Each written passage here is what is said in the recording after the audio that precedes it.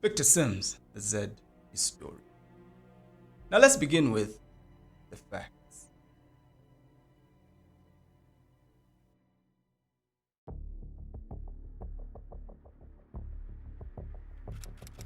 On the night of November 3rd, 1999, Major Wezi Kaunda, 47, was driving home with his wife in the suburbs of Kabulonga.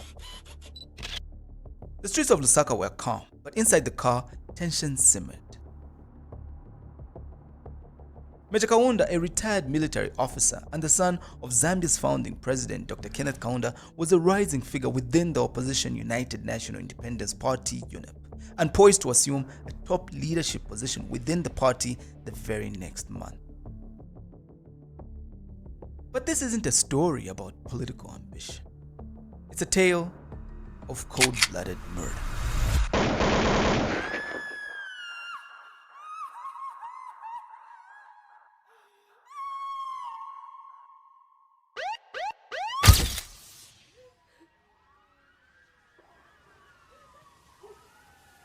Police called it an attempted carjacking gone wrong, a random act of violence.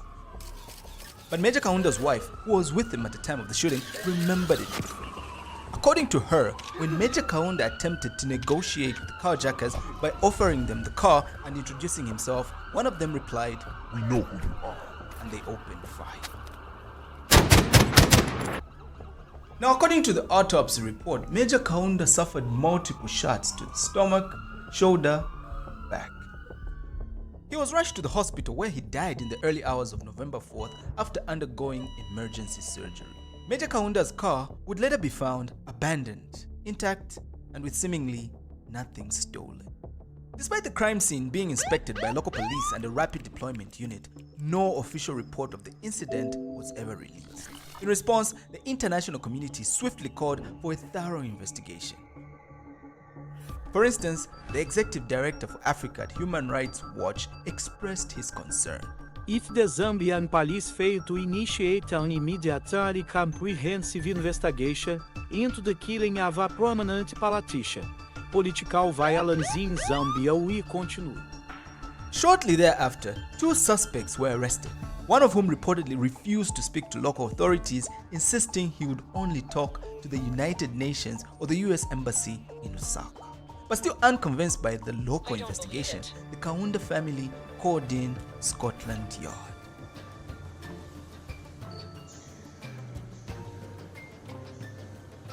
However, the involvement of 3 senior Scotland Yard detectives sent to Zambia in an attempt to solve a local murder only seemed to stir up the number of conspiracy theories. And as more and more details surfaced, the Kaunda family and some members of the general public grew increasingly convinced that the incident was no ordinary act of grand theft auto. Was it a hit orchestrated by political rivals? Did Major Kaunda's ambition pose a great threat to those with power? Or was there something more personal, a vendetta masked as a robbery? These and other questions lingered large, and one person that could provide answers to these questions was Moses Mulenga.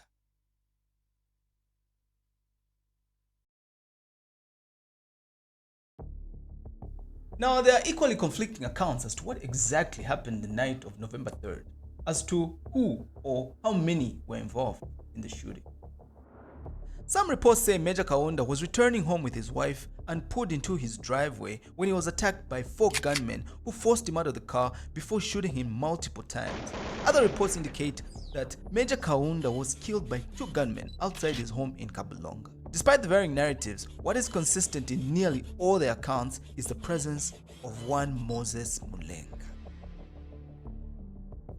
Now, very little is known of the background of Moses Mulenga. But officially, on July 25, 2003, he and Amon Banda were jointly charged and convicted of aggravated robbery and murder.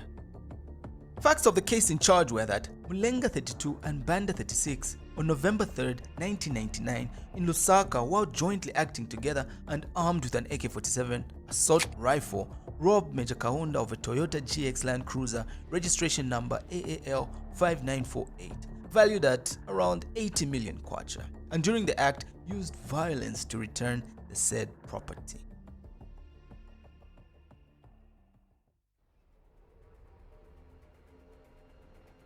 Mulenga and Banda were also charged with murder, and the facts were that the two on November 4th, 1999 in Lusaka murdered Major Wezi Kaunda. They were sentenced to death when the Lusaka High Court found them guilty on July 25th, 2003, but they appealed against both the conviction and the sentence. So two men are arrested, convicted of murder, and they appeal their conviction. Sounds like a straightforward case, right? Wrong. Interestingly, 7 years later, when the matter came up again in the courts, senior legal aid counsel Kelvin Muzenga said he was only appearing for Banda, and that Mulenga would represent himself as he had something to inform the bench. And in a sudden change of heart, Mulenga then told the courts that he deeply regretted the whole ordeal, and to clear his conscience, he was abandoning the appeal. My conscience cannot allow me to go ahead with this appeal because everything that the judge found I had done, I did. Mulenga insisted that he took part in the stealing of the vehicle and the shooting of Major Kaunda, adding that he did it out of banditry and that no one sent or hired him to do so. Now, this was contrary to earlier reports where the two had confessed that they were recruited and paid to kill Major Kaunda, and that what had transpired on the night of November 3rd was not a robbery but an assassination. Moreover, there were additional reports by some medical staff at UTH that Major Kaunda was still able to talk a while after being admitted around 9 p.m. but that some men in suits had removed his life support equipment while he slept in his hospital ward.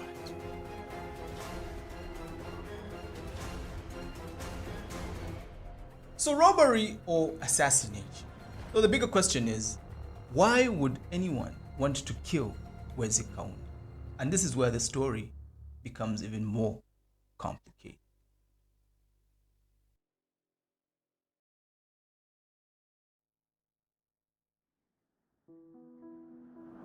Wezi Kaunda was the third son of Dr. Kenneth Kaunda and his wife, Betty. Known for his kind-hearted nature, Wezi had a passion for sports and music, excelling in both. He also played the piano and actively participated in athletics. Described by his peers as shrewd and opinionated, he was strong-headed and carried with great pride the Kaunda family name. Among Dr. Kenneth Kaunda's children, it was Wezi Kaunda who was more politically active, carving out a successful political career of his own. He won the Malambo parliamentary seat and in 1988 was appointed Minister of State. Wezi's love for sports continued into adulthood. He played football for Green Buffaloes Football Club, Zambia's top military team. Major Kaunda was in great physical shape, fit and fearless. While many of Dr. Kaunda's children chose to live in exile due to the political climate, Wezi Kaunda and one other sibling chose to remain in Zambia. Major Kaunda is said to have been deeply committed to national reform and believed in contributing to positive change, much like his father. And despite facing numerous threats, he refused to leave the country or be intimidated. But unlike his father, Major Kaunda did not have a bodyguard, despite him being UNIP's district chairman for Lusaka. Major Kaunda was critical to UNIP as it prepared for the crucial national elections scheduled for 2001. Elections that for two major political parties in the country, the United National Independence Party UNIP and the Movement for Multi-Party Democracy MMD, promised a final showdown.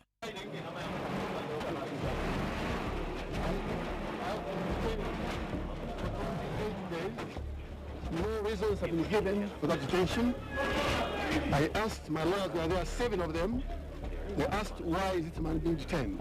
Because this man told a lie at Kalunda House. He said he was just going to interview me and will bring him back. The message we have is very acceptable to the Zambian people. They have responded to us, they have talked to us, and it gives us the confidence that we are going to be successful. And do you think that the elections are going to be free and fair today? We are receiving reports that are disturbing, that there is some attempt to rig, but we are confident that the majority of the people will see the right way. The 2001 national elections were indeed highly significant and pivotal for both UNIP and the MMD, for several reasons.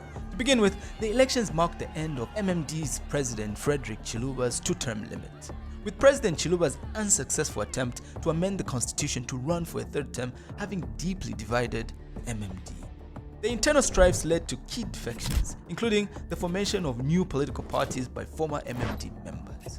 Further, Chiluba had handpicked Levi Mwanawasa, who had previously retired from politics, as his successor. But this choice alienated many veteran politicians within the party, weakening the MMD's cohesion even further. Thus, in the late 90s, the MMD faced stiff competition not only from opposition parties but also from internal strife.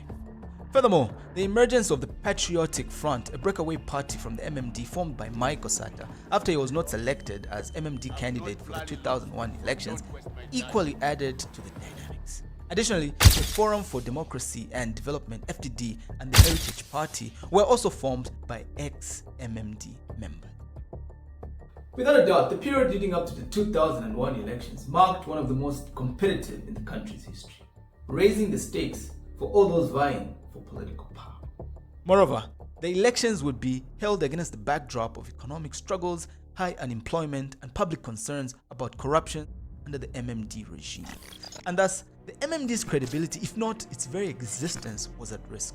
The situation was, as they say, a do or die. You voted our party in office, and on the basis of the manifesto promises we made, we promised to wipe out all the sort of problems that we are subjected to. On the other hand, UNIP saw the 2001 elections as an opportunity to regain influence after years of political marginalization. UNIP sought to capitalize on internal strifes and dissatisfaction with MMD's governance and economic management to reclaim some of its former glory and re-establish itself as a viable political force in Zambia's multi-party landscape. Furthermore, though not directly contesting, Dr. Kenneth Kaunda's influence loomed large. His return to active politics in the late 90s and subsequent banning of his candidacy in 1996 created lingering tension. The 2001 elections were crucial for UNIP to demonstrate that it could thrive without Senior Kaunda at the helm. Thus, one of the key figures in this equation was Wezi Kaunda. To be sure, Wezi and his father and other party leaders had been detained, jailed, and charged with treason in the previous years. During the same period, there was an attempt by members of the ruling party to revoke Dr. Kaunda's citizenship. And not long prior, shots were fired at the former president's car days after he was warned of a threat against his life. In the final analysis, the murder of Major Wezi Kaunda remains shrouded in mystery, speculation, and unanswered questions. While the two men, Moses Mlenga and Amon Banda, were convicted of his killing, their confessions and subsequent appeals paint a picture far more complex than a straightforward robbery. However, by analyzing what we have discovered so far, the following are the possible scenarios behind Major Kaunda's killing.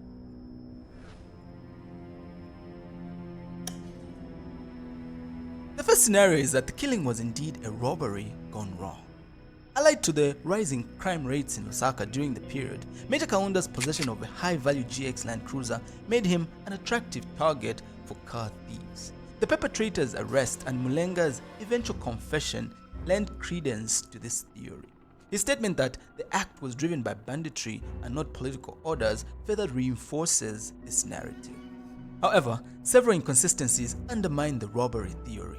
To begin with, the suspects themselves initially claimed they were hired to kill Major Kaunda, and the vehicle was later found intact, contradicting the claim of robbery. Furthermore, the attacker's alleged statement, "We know who you are," suggests prior knowledge of Major Kaunda's identity, indicating premeditation beyond ordinary crime. The second scenario is a personal vendetta or power struggle within UNIP. In this case, Major Kaunda's rapid ascension within UNIP could have threatened older party members vying for leadership. In such a scenario, the murder may have been driven by internal rivalries, positioning Major Kaunda's death as a consequence of factional disputes rather than external political intervention. But Major Kaunda's alignment with his father and the party's core leadership reduces the likelihood of an internal sabotage.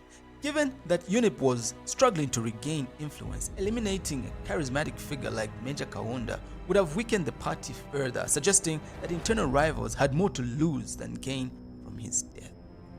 The third scenario is the political assassination. In this scenario, Major Kaunda's rising prominence within UNIP positioned him as a formidable opponent to other political parties interested in power. As UNIP's district chairman for Lusaka, he was instrumental in revitalizing the party ahead of the crucial 2001 elections. Moreover, the period leading up to the elections was marked by intense political competition and fragmentation of the political arena. Major Kaunda's leadership could have posed a direct threat, making him a potential target for elimination. Further, Major Kaunda's defiance in the face of threats, lack of personal security, and his alignment with influential figures such as his father heightened suspicion of a politically motivated assassination. The accounts of men in suits allegedly interfering with his medical treatment at UTH and the sudden abandonment of the initial robbery narrative further align with patterns of a politically orchestrated hit. However, if indeed the assassination was orchestrated at a high political level, the murder's execution marked by disorganization, the suspect's arrest, and changing statements seems to be too reckless. Political assassinations are typically carried out with precision, leaving fewer loose ends. Moreover, fragmentation of the political arena at the time may have made coordinated actions of such a nature very difficult. Or the murder of Major Wezi Kaunda is best understood as the convergence of political intrigue, opportunistic crime, and high stakes surrounding Zambia's 2001 elections. While Mlenga's confession provides a surface-level explanation, deeper currents of political rivalry and power struggles cannot be dismissed. But whether directly orchestrated by political rivals or other actors seeking material gain internally or externally, Major Kaunda's death served to destabilize UNIP and curtail the resurgence of the once powerful ruling party.